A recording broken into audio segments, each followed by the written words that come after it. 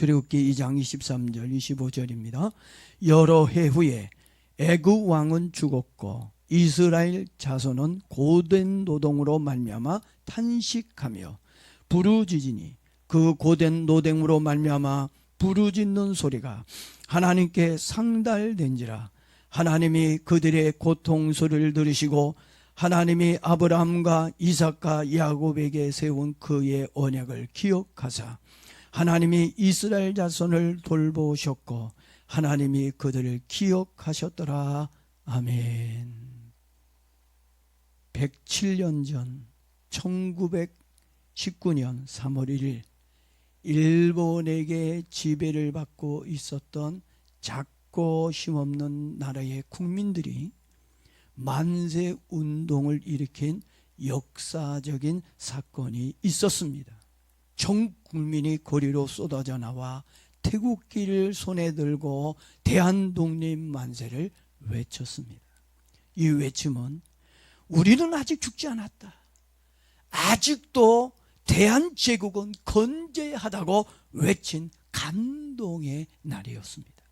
그들은 총과 칼 대신에 비록 종이로 만든 태국기를 들었지만 그 태국기 안에는 민족의 한가 자유에 대한 갈망이 담겨 있었습니다. 잔인한 일본 경찰들의 총과 칼 앞에서도 용감하게 대한독립 만세를 외쳤던 그 함성은 단순한 정치 구호가 아니었습니다. 목숨을 담보로 한 외침이었습니다. 그것은 대한민국의 독립과 주권을 되찾겠다는 국민 저항권과 투쟁이었습니다. 그리고 하나님을 향해서는 이 민족을 구원해 주옵소서, 민족의 원한 맺힌 절규였습니다. 성경을 읽다 보면 옛날 우리나라처럼 탄압을 받고 있었던 민족이 있었어요. 우리는 35년 짧은 시간이었지만 그 민족은 약 400년 동안 애굽의 지배를 받고 있었습니다. 그러니 얼마나 그 고통이 크고 심했겠습니까? 이스라엘 백성들은 400년 동안 애굽의 노예로 살면서 그들은 자유도 잃고 신앙도 잃고 심지어 이름과 미래까지 모두 잃어버렸습니다. 다 빼앗기고 말았습니다. 이스라엘은 자랑스러운 유대 민족 하나님의 백성이라는 이름을 잃어버렸습니다. 그리고 바로의 노동자라는 수치스러운 이름을 가지고 400년간 살았습니다. 그리고 자유를 잃고 통제와 감시와 억압 속에서 살았습니다. 가장 속상한 것은 삶의 주권인 신앙을 잃어버린 것입니다. 하나님께 제사를 드리지 못하고 있었습니다. 제사를 드리고 싶어도 바로의 허락을 받아야 돼요. 내 마음대로 제사를 지낼 수가 없었습니다. 바로의 허락이 있어야만 제사를 지낼 수가 있었습니다. 예배를 잃어버린 그들은 가나안의 소망까지 모두 잃어버린 것입니다. 미래를 잃고 하루하루를 힘겹게 신음 속에서 살았습니다. 그들에게 있는 건 고된 노동과 고통의 신음뿐이었습니다. 출애굽기 2장에서 이스라엘 백성들이 얼마나 큰 절망 속에 살았는지 잘 설명해 주고 있습니다. 23절 24절 말씀입니다. 이스라엘 자손은 고된 노동으로 탄식하며 부르짖으니 하나님이 그들의 고통 소리를 들으셨다라고 말해주고 있습니다. 하나님은 그 고통을 받고 있는 유대 민족의 고통을 보셨고 또 그들의 신음소리까지 다 듣고 있었다고 말해주고 있습니다. 그리고 백성들의 눈물과 억울한 탄식의 부르짖음에도 귀를 기울여 주셨습니다. 사랑의 하나님은 이스라엘 민족의 소리만 들어주신 게 아니었습니다. 100년 전 조선의 땅에 울려 퍼진 3.1 운동, 3.1 만세의 함성에도 귀를 기울여 주셨습니다. 특히 조선의 백성들이 외친 함성은 단순한 인간의 외침이나 민족의 함성이 아니었습니다. 그것은 하나님을 향한 기도였습니다. 하나님, 우리는 자유의 국민으로 살고 싶습니다. 마음껏 하나님을 믿고 자유롭게 이 땅에서 살고 싶습니다. 자유로운 민족을 우리 후손들에게 물려주기를 원합니다. 우리 민족의 고통을 보시고 하나님, 우리를 살려주십시오. 우리에게 자유를 달라고 하나님께 기도를 드렸습니다. 하나님은 이 민족의 신음소리와 함성을 보시고 기억해 주셨습니다. 일본의 강력한 탄압 속에서도 감사한 것은 많은 사람들이 하나님을 믿었습니다. 이런 평화로운 시대에도 하나님을 믿는 게 힘들고 어려운데 그 어려운 중에서도 그래도 많은 사람들이 하나님께 나왔다는 것입니다. 그리고 하나님을 믿는 사람들이 나라를 위해 눈물로 기도를 드렸습니다. 참으로 놀랍고 감사한 것은 목숨을 걸고 나라의 독립을 위해 싸우는 많은 사람들 중에 하나님을 믿는 사람들이 있었다는 것입니다. 이런 모습을 보면서 하나님은 절대로 대한민국을 버리지 않았다는 것을 알 수가 있었습니다. 특히 3.1운동 당시 독립선언서에 서명한 민족 대표 33명 가운데 기독교인이 16명으로 절반이 넘었습니다. 오늘날에도 나라에 위기가 오고 문제가 생기면 앞장서서 목소리를 높이고 진실을 말하고 있는 사람들이 누구입니까?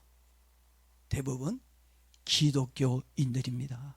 일제시대 때와 또 불의와 맞서 싸웠던 사람들 대부분 다 기독교인들이었습니다. 지금도 마찬가지라고 생각합니다. 하나님을 믿고 진리를 따르는 교회와 교인들이 거짓과 싸웠습니다. 그리고 불법과 타협을 하지 않고 살고 있습니다. 그래서 교회와 교인들이 이 세상으로부터 미움과 탄압을 받고 있는 것입니다.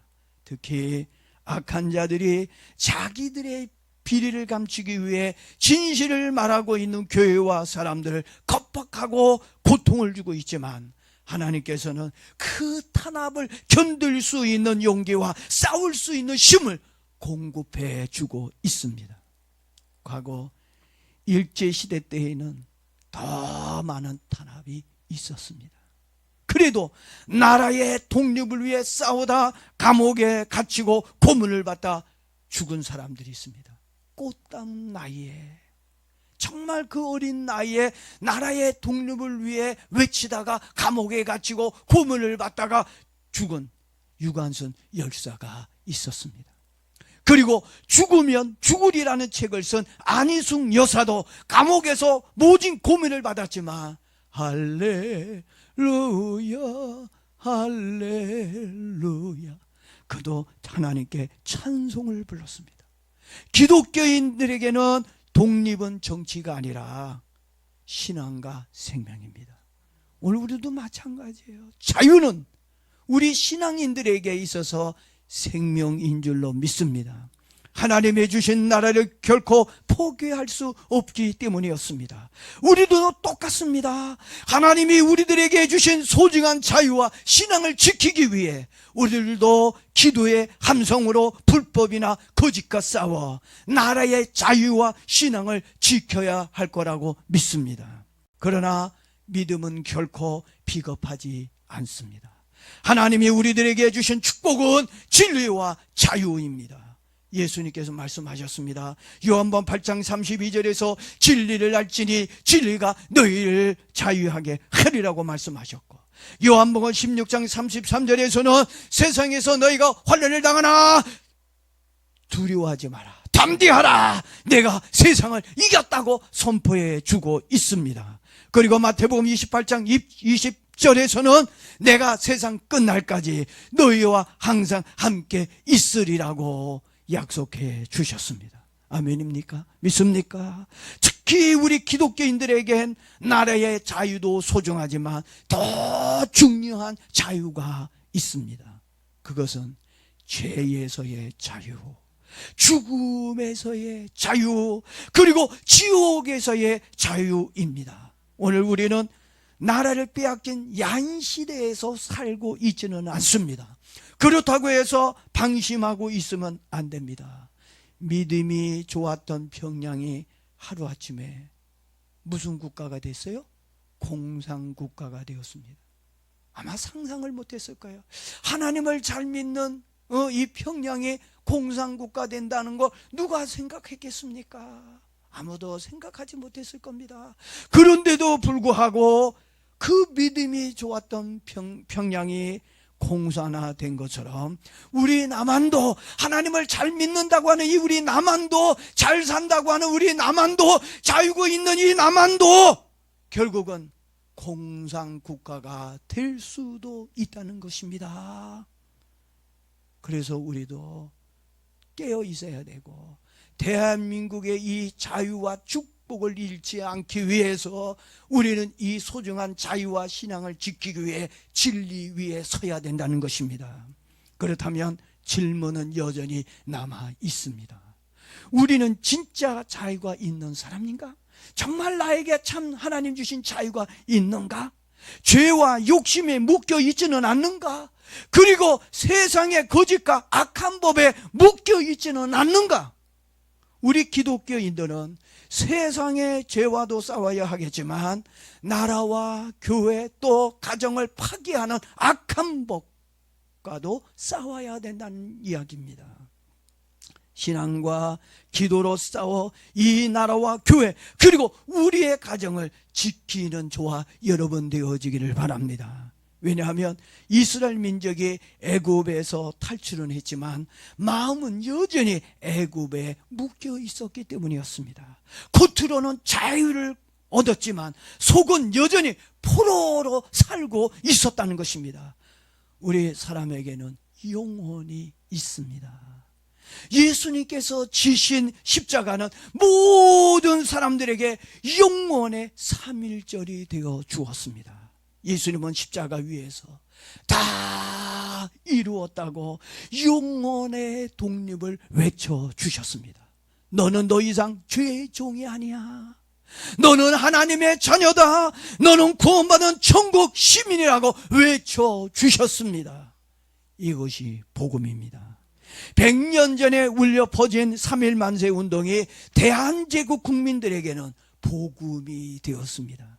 그리고 이 3.1 만세 운동이 그것으로 완전히 끝난 것이 아니라 지금도 여전히 3.1 만세 운동의 정신과 역사는 살아 숨쉬고 있다고 저는 생각합니다. 100년 전 일본을 향해 외쳤던 그 함성이 지금도 계속해서 이어져 오고 있기 때문입니다.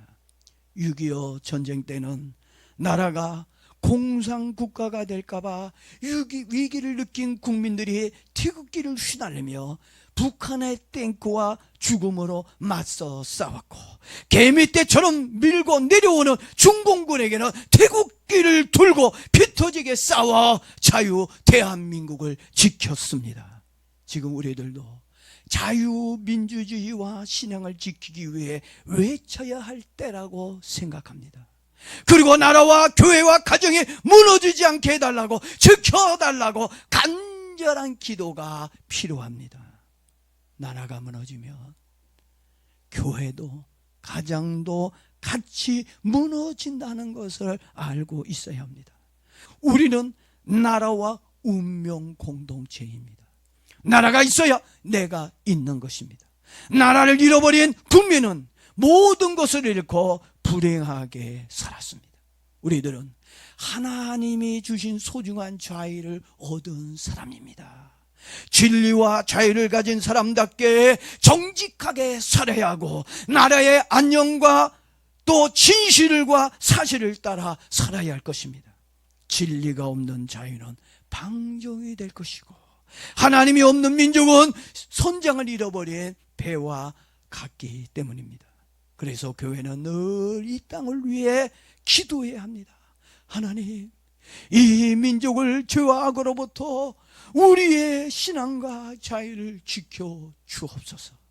공산국가 되지 않도록 나라와 사회를 붙잡아 달라고, 상권 분립이 이루어지게 해달라고, 부정이 일어나지 않게 해달라고, 이 민족을 붙잡아 달라고 심각하게 기도해야 할 것입니다. 이제 말씀을 마치고 정리를 좀 해보도록 하겠습니다. 3.1절은 과거의 기념일이 아닙니다. 지금도 현재 진행형입니다. 시간이 다르고 상황이 달라졌다 할지라도 지금 우리나라에 위기가 온다면 우리 교인들은 기도하며 또다시 일어나 만세 운동을 펼쳐야 할지도 모릅니다. 그래서 성도는 정신을 차리고 깨어 있어야 하는 것입니다. 지금 이 나라가 어디로 향해 가고 있는지 알 수가 없기 때문입니다. 한 가지 여러분에게 질문하겠습니다. 여러분은 진리와 자유가 있는 사람입니까?